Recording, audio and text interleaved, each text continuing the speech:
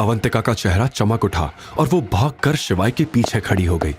संजय ने एक नजर शिवाय को घूरा और हंसते हुए कहा, तो तू बचाएगा इसे? शिवाय ने कोई जवाब नहीं दिया। अगले ही पल बिजली की तेजी से उसने डस्टबिन उठाया और सीधा संजय की टांगों पर दे मारा। संजय के घुटने जमीन से टकराए और वो दर्द से कराह उठा, लेकिन खेल अभी शुरू ही हुआ था। शिवाय ने उसके कॉलर को पकड़कर घसीटा और इतनी जोर से मुक्का मारा कि संजय सीधा टेबल से टकराया और वॉश बेसिन के नीचे घुस गया। उसकी नाक से खून बहने लगा, लेकिन शिवाय यहीं नहीं रुका। तेरी यही सजा है दरिंदे। शिवाय की आंखों में अब भी गुस्सा था। शिवाय ने अपने हाथ झटके जैसे उसने कोई धूल झाड़ी हो और संजय के ऊपर झुकते हुए फुसफुसाया, अगर दोबारा किसी लड़की को तंग किया तो अगली बार तुझे सीधा कफन में लपेटूंगा। संजय दर्द और शर्म से छटपटाया जा रहा था। वो अभी कुछ कहने ही वाला था कि शिवाय ने उसका कॉलर पकड़कर उसे एक आखिरी मुक्का जड़ दिया। शिवाय ने अवंतिका की तरफ देखा। अब डरने की जरूरत नहीं है, मैं हूं ना। अवंतिका की आंखों में आंसू थे, लेकिन ये आंसू डर के नहीं, सुकून के थे। तभी संजय ने आवाज लगाते हुए कहा, तुम सब क्या तमाशा देख रहे हो? पुलिस को बुलाओ। देख नहीं रहे ये मुझे कैसे मार रहा है?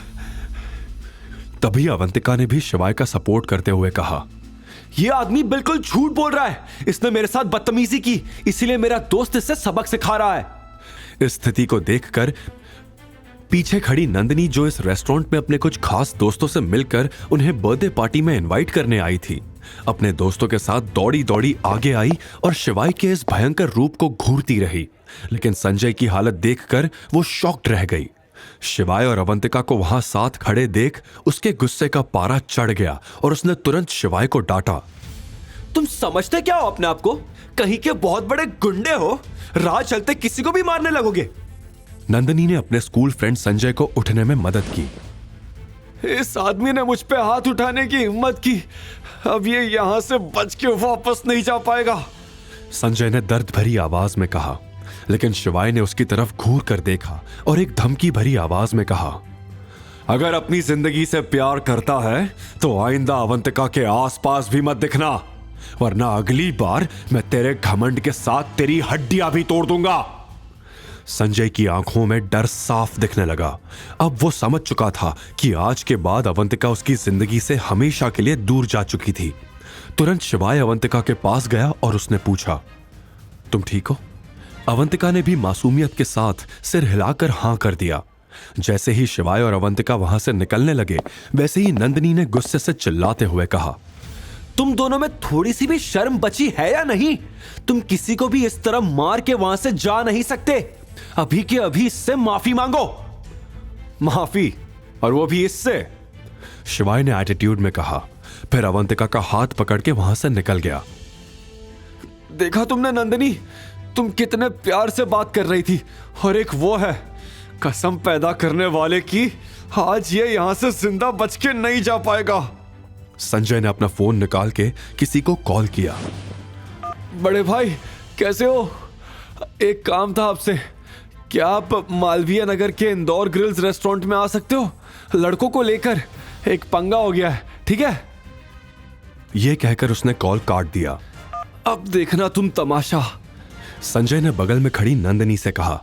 दूर खड़ी नंदिनी ने रूम नंबर 27 पर, जहां शिवाय और अवंतिका बैठे थे, धावा बोल दिया और दरवाजा खोल के कहा, शिवाय, तुम्हें अब यहां से निकल जाना चाहिए। जो तुम हो ही नहीं वो तुम बनने की कोशिश क्यों कर रहे हो? तुम्हें तुम्हारी रखेल मिल चुकी है ना, तो इसे लो और यहां से निकलो। नंदिनी की इस बात से शिवाय आग बबूला हो गया। रूम के बीचों बीच पड़ी टेबल पे जोर से हाथ मारते हुए वो खड़ा हुआ। लेकिन तभी उसकी नजर देव पर पड़ी, जो कि रेस्टोरेंट के मेन गेट से अपने दोस्तों के साथ अंदर आया। उसके हाथ में वही वुडन बॉक्स देखकर शिवाय चौंक गया। उसी वक्त उसे मालूम चल गया था कि हो ना हो देव और दिनेश के बीच कोई ना कोई संबंध जरूर था। फिर देव की नजर भी शिवाय पे पड़ी और वो सीधे अपने दोस्तों के साथ शिवाय के प्राइवेट रूम की ओर आया। देव की नजरों में शिवाय के लिए खुन्नस भरी हुई थी। तो मिस्टर शिवाय यहां भी मौजूद हैं? देव की आंखें सिर्फ और सिर्फ शिवाई पे टिकी हुई थी। नंदिनी ने बीच में कुछ बोलना चाहा, लेकिन देव ने उसे रोक दिया। शिवाय, तेरी किस्मत बहुत अच्छी है। अजय खास काम से यहां आया हूं, वरना तुझे बताता कि देव किस तूफान का नाम है। देव की यह बात सुनकर शिवाय मुस्कुराया, क्योंकि वो जिस खास काम की बात कर रहा था वो शिवाय का ही काम था। लेकिन शिवाय को हंसता देख देव का खून खौल गया। फिर क्या था, देव ने अपनी जेब से फोन निकाल के किसी को कॉल किया। हेलो, मैं तुम्हें लोकेशन भेज रहा हूं, जल्द से जल्द यहां आ जाओ। फिर देव ने कॉल काट कर कहा, शिवाय, आज तेरा खेल खत्म। जिन्हें मैंने बुलाया है वो एकदम जंगली लोग हैं, तुझे आज वो कच्चा चबा जाएंगे। यह कहकर देव जोर जोर से हंसने लगा। आगे की कहानी जानने के लिए देखिए अगला एपिसोड सिर्फ पॉकेट एफएम के यूट्यूब चैनल पर। और शिवाय एक विनाशक के सारे एपिसोड्स को सुनने के लिए डिस्क्रिप्शन में दी लिंक से डाउनलोड करें पॉकेट एफएम ऐप।